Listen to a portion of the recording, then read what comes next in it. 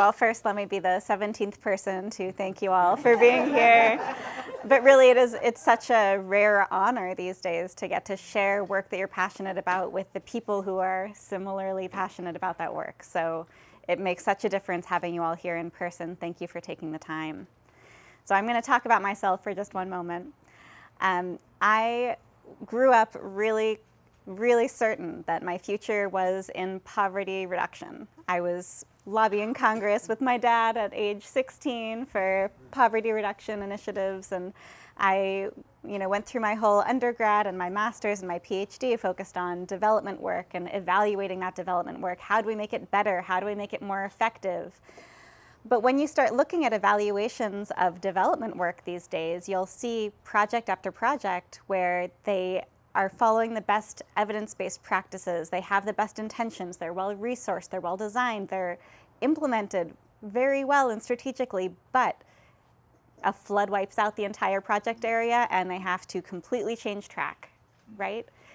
So as I was working on development and poverty reduction, it became clearer and clearer to me that this just isn't going to happen if the climate crisis is out of hand.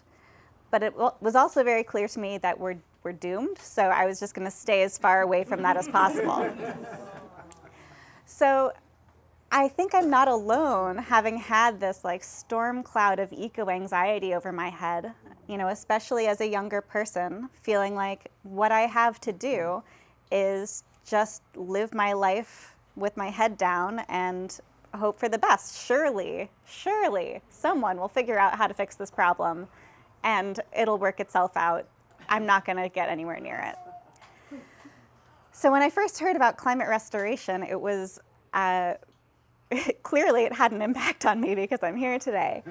But really, one of the things that blew my mind was that our climate goals, as Rick was saying, are focused on avoiding the worst impacts. They're not focused on designing a future that works for today's young people and future generations. So why I'm here is because that is my future, that is my son's future, and there is work to be done. And I've found, as I think many people have, that nothing kills eco-anxiety like being in action and dedicating yourself and your resources to the work that you think is most critical. People tell me all the time that this is the most important work in the world, and I want to be humble and say, oh no, I'm sure you're doing so. But honestly, I really truly believe that this is the most important work in the world, because this is the work of creating a healthy future for humanity and our natural world, period. So that's why I'm here. Now, the work of the Foundation for Climate Restoration has always been to restore a safe and healthy climate. When we started out, it was pretty clear to us that if only the solutions existed that could take all of this excess CO2 and other greenhouse gases out of the atmosphere, then our job would be done. Surely if the solutions are there, then the problem is solved. But as we began looking for solutions that might contribute to restoring the climate, we found the solutions are out there. They're just not getting implemented and scaled at the rate needed to make the difference we need. So we looked at our strategic plan again and we said, okay, well, it's not that we need to develop the solutions ourselves, it's that the solutions need the enabling conditions to be implemented and scaled much more quickly than they are currently being implemented. So the programs of the Foundation are all oriented towards creating that environment. And what that looks like is creating awareness and creating the political and public will for climate restoration. So I'm going to talk to you about our first, about 4 programs that we're working on. Our local chapters, youth, high school course, and solution series. And by the time I finish, I think you'll be very convinced that these are critical pieces of developing the conditions for climate restoration to take place. So first, the local chapters. So what does it look like to have an enabling environment in our policy sphere? Right now, most policymakers have no idea that climate restoration is an option, not to mention what the solutions are that would allow it to happen, not to mention what the policy mechanisms are that would allow those solutions to be implemented and scaled. So imagine with me for a moment that we have local chapters all around the world with committed, well-spoken, well-educated, passionate citizen advocates who are developing close relationships with their local policymakers so that they can teach them what it takes to have this happen, get those policies implemented, and create the conditions needed for the solutions to get scaled up. That's what we're building with our local chapter program. When I spoke to those of you who were here a year ago, we had just launched the program with support from Diane Warren, who's here with us today. Thank you so much, Diane, for allowing that program to get started. So at the beginning of 2021, we had 5 local chapters that were just pilots. And I would like to shout out the North Bay chapter, who's here with us today. Please stand if you're part of the North Bay chapter.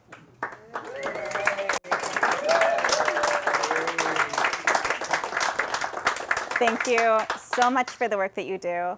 And I'd also like to shout out our board member, Alan Hyman, who has just started our newest East Bay chapter. Thank you, Alan. So since the beginning of 2021, we've gone from these 5 pilot chapters to now 36 chapters around the world. Right now we have 15 in the US, 10 in Africa, 8 in Europe, 1 in Canada, 1 in Pakistan, and 1 in India. We had such a great event last year. With the support that you all gave us, we were able to bring on a full-time staff member to run this program, along with a part-time civic engagement and policy expert to coordinate chapters around the world. And there has been so much demand for this program that they can barely keep up with demand. Our goal is to double the number of chapters over the next year. And to do that, we need more support. As you can imagine, if we're barely keeping up and we've grown this much in the last year, we have a lot of work to do to keep up with the training and the resource development and the general support needed for these increasing chapters over the next year. So that is the local chapter program, developing the policy environment needed. The next program is our youth leaders.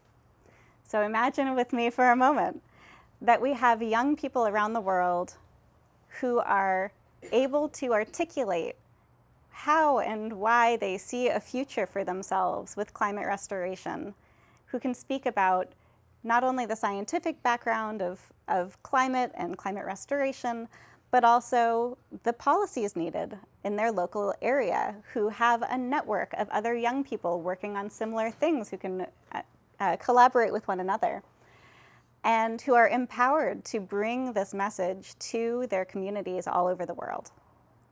So last year when we spoke, our youth program had just recently launched, and we had received an influx of applicants. And that has not stopped. Our program is continuing to grow. And we're finding that, once again, the demand is outpacing our ability to keep up with it, because this is a very strong program, and young people are dying for something that they can do with all this eco-anxiety they have. They know that their futures are at stake. They know that there's something they can do, and almost no one is giving them something that is positive, action-oriented, and leaves them feeling like they have a place in that they have a future to live into. So in the last year, this program has expanded to reach over 55 countries around the world. We have participants on every inhabited continent, still waiting on Antarctica. And again, with your support, we can continue to grow this program and develop even stronger structures for it. And with that, let me talk a little bit about some educational structure. So about a year ago, we launched a Kids Digital Lesson, which is a self-paced online course directed at 3rd through 5th graders, where young students can teach themselves about climate change and climate restoration. We started with this really young age group because they would certainly need some support from the adults in their lives. And when you look at a young person saying, oh, we can restore the climate, you're not going to tell them, oh, sorry, no, it's too expensive. Similarly, if you're looking at thousands of young people around the world saying, restore my climate, you're not going to tell them, oh, no, sorry, it's too much work. So the Kids Digital Lesson launched last year. It has been accessed by people in over 50 countries. And so it's clear there is a demand for this type of resource. What I've heard is that high school students and high school teachers are really looking for the same type of material. So we've begun working on a high school version of this course and making it so robust that it will be very easy for teachers to incorporate this lesson into their classrooms. It is standards aligned with AP Environmental Sciences, with the Next Generation Science Standards, with AP US Government and Politics. So a variety of different subject area disciplines can bring this content into their classrooms. And it's also self-paced, so students themselves, environmental clubs, can take on learning this material. As we build this up, we will be able to adapt it into a certificate program at the university level. We will be able to adapt it so that our local chapter programs can use this material, so that our youth leaders can use this material. So the opportunity here is pretty limitless. What's limited is the resources to actually buy the platform that we need to implement this. It's a very small thing, but it makes a big difference.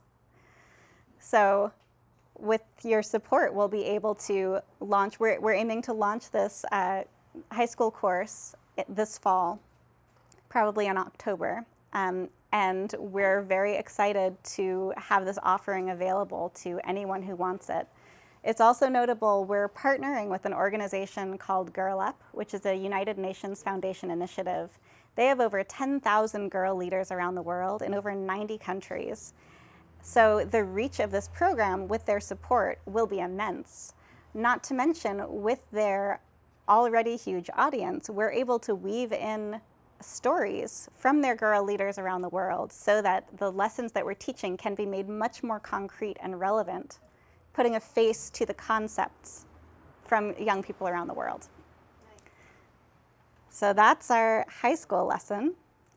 And then the fourth program is the Solution Series. As we've been doing this work, people always want to learn more. So you've heard me talk a lot about how we're trying to get that information to people. One of the most exciting things that we've been able to launch in the last year is our Solution Series. So this program was only able to be launched, again, because of the support we received at this event last year. So thank you for making that possible. The reason that we started this program is because we kept hearing from policymakers and from our local chapter leaders and from our youth leaders. Everyone wanted to know, okay, I heard about this new solution. I heard about afforestation. What does that have to do with climate restoration? What's the difference between afforestation and reforestation? Are they the same thing? Can they scale to a climate relevant scale and really have an impact? And we didn't have a good resource to point them to because most of the resources on carbon dioxide removal solutions are really geared towards a generalized understanding. But our work is focused on a specific measurable goal, right? So to look at whether a solution is a good fit for the goal, you need to be looking at it through the criteria that we've set for climate restoration. So the Solution Series takes one carbon dioxide removal solution per month and looks at it through the climate restoration framework. So durability, can it sequester carbon for at least 100 and preferably 1,000 or more years? Scalability, can it scale up to at least 10 gigatons, that's 10 billion tons of CO2 removal per year? Most things cannot, spoiler. Is it financeable? What is the cost of CO2 removal per ton, and are the funds available to support that cost? And finally, equity. A lot of these solutions are very new. what are the considerations that we need to have in mind as we're looking at, getting them implemented and scaled up dramatically so that we're not leaving communities behind or having the most vulnerable communities shoulder the lion's share of the burden. So we've released 3 solutions so far. Each one includes a very thoroughly researched white paper, a blog post, an animated explainer video, and an expert panel. There's a lot of work that goes into putting these together, and we're really proud of the products that we've been able to put out. We're on a summer hiatus right now for this program, and we're looking to raise more resources so that as we go into the fall and start it back up after our 4th annual forum, we'll be able to continue the high quality and continue working with the really excellent contractors who do our copy editing, our video production, et cetera, as well as supporting the incredible amount of staff time that it takes to put out these resources. One of the exciting things to me about this program is that ultimately everyone wants to know, what are the solutions that are best suited to climate restoration? We can answer that, but we can't point to really robust studies or papers that back that up. So this is giving us the resources that we need to credibly answer what are the most promising solutions out there for climate restoration in a very thorough way. So at the end, we'll do a recap of all of the solutions we've covered, and I think that'll be an incredibly valuable resource for both our community at large and especially for policymakers and entrepreneurs looking to get into the space. Okay. Those are the program updates. This is a lot of information. I would love to take a few questions before I hand the floor to the next speaker.